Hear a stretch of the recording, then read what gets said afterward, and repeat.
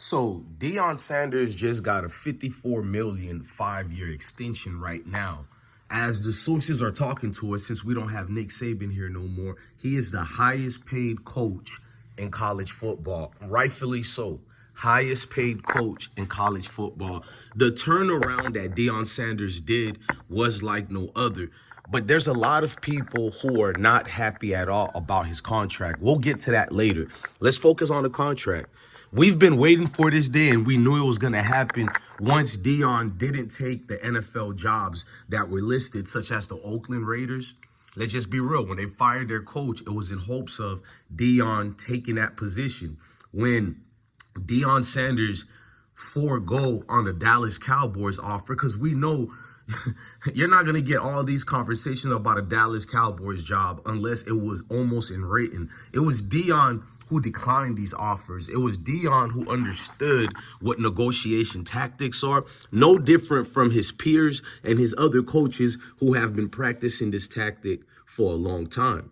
Deion Sanders has galvanized a program who hasn't had a winning season in 20 years, because even when he got there, they still lost a lot. But look what they gained. Look at the wins and losses that they had even the year prior to this phenomenal season we had. They were supposed to win a lot of those games, but before Deion Sanders' arrival, this team didn't have any real luck at the time. Maybe it was coaching, maybe it was players, but I don't want to do that to anybody, because the science of it is, it's not really logical. It's not really something you can explain. People win and people lose. But when you have a man who's capable of winning and he can change a program like that, bring in the right people. Because look, a lot of you guys are going to say Deion can't do the X's and O's or whatever. But here's the real truth.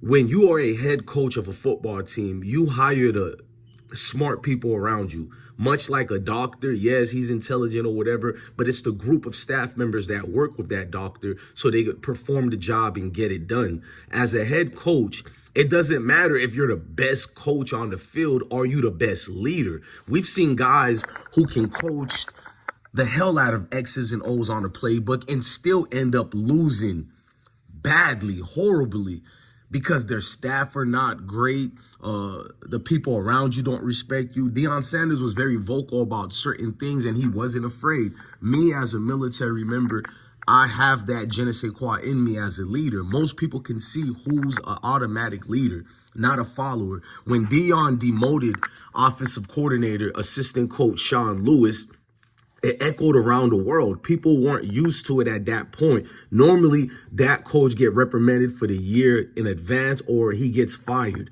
Deion didn't care about the embarrassment for Sean Lewis. Sean Lewis was not doing his job the right way. Sean Lewis was gaining credit for every win, and the losses was going towards Deion, which I can accept the losses being towards Deion because I love Deion. I even critiqued him for some of these losses. When we lost to Stanford after we were up by 20 points, it's always going to fall at the helm of things. And Deion was at the helm of things. But to see so many people put the wins on Sean Lewis like he was this greater than life coach, he failed at Kent State and he failed at San Diego for his first year.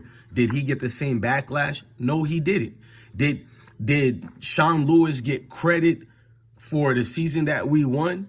No, because that was with Deion Sanders. Sean Lewis wasn't there, and we won 9 games. But that's the problem. When you have ulterior motives into reasoning of why you hate a said-so individual, we have the rights to look further into it and see that it's deeper than football. It's bigger than football. It was never about football conversations about Deion Sanders. It's Deion Sanders. Is he humble enough? Is he too arrogant?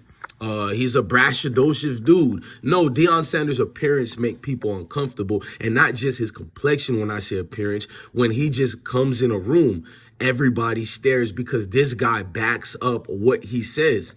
Far too often, many human beings like talking, but they never walk the talk or back it up. Deion always backs up what he says, and he promises you with the lighting of the Most High. Deion is a scripture man. He's never shed away from the prophecies in the book, the great spiritual book, scriptures that is, and New Testament and Old Testament. He preaches this, but the media doesn't focus on that, and his haters doesn't focus on that part neither.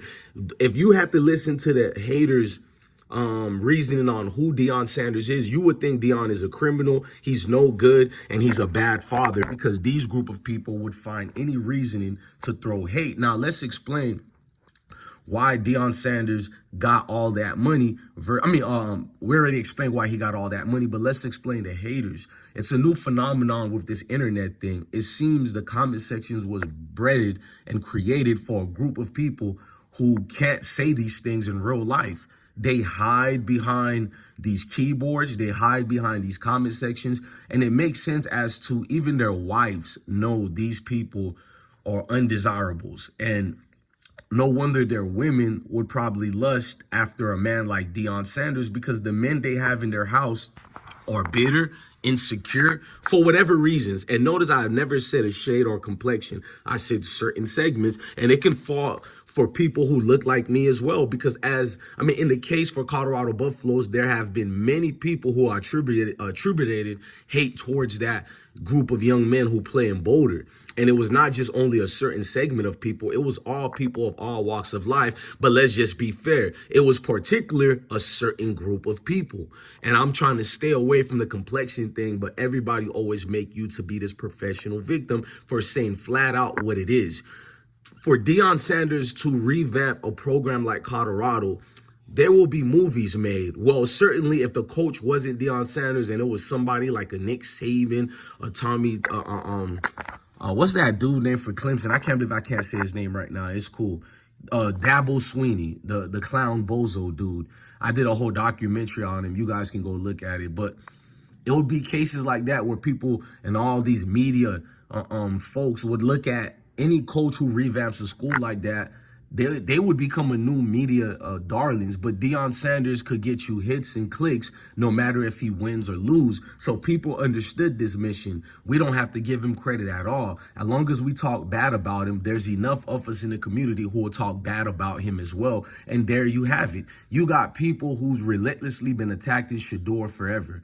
We just seen Kansas State quarterback flashed everybody. Not only that, he was signing autographs while there were still almost 2 quarters in the game. He didn't get called out, but they would have you believe Shador is some type of criminal as well, a fried chicken watermelon criminal. Let's not get into that. You know exactly what I mean. And to fast forward, they keep bringing up Shiloh's situation when he was only 15 years old. Shiloh is 23 or 24 right now, and they still bring up the mishap that happened in high school. And we know the judge only favored $11 million towards the security guard because Shiloh's last name is Deion Sanders. We see these incidents in schools and campuses all the time, but for some weird reason, Shiloh owes $11 million. We know why, but we're not going to get into that right now. Deion Sanders, your, monetary gains was proof in the pudding of who you are. And no matter if they hate you, they have to acknowledge you. No matter if they try to discredit you, they have to pay you while discrediting you, because you are worth what you are worth. In fact, I think the amount of money is too small for a coach like you, because Deion Sanders doesn't only bring the wins and losses, he revamps the entire university. Nobody has ever worn Colorado uniform, including myself. I've never even supported Colorado except one time when they had Jeremy Bloom, who was an Olympic star and college football player, who they tried to take away his status as his amateur status as well, because he got paid for endorsements for the Olympic campaign when he was snowboarding, which was unfair, I thought. And now in the world of NIL deals, I think they owe my man a lot of money and an apology. But Colorado has never been favored as the new Michigan Fab Five, as the new Alabama. I'm naming teams who are actually impactful, where it was a culture shift. And Colorado football team is a culture shift right now.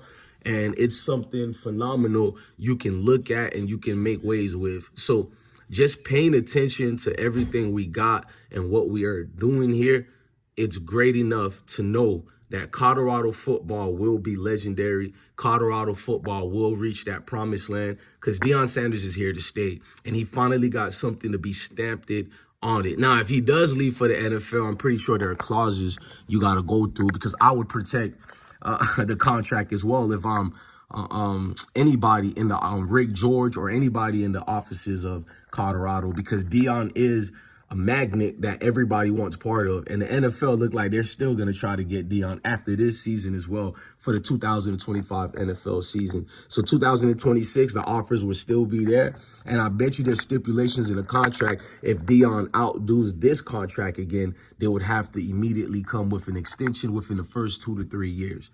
Probably so. Look, man, I'm DJ Bless One, the best one. Love your family, love your kids, and stay blessed.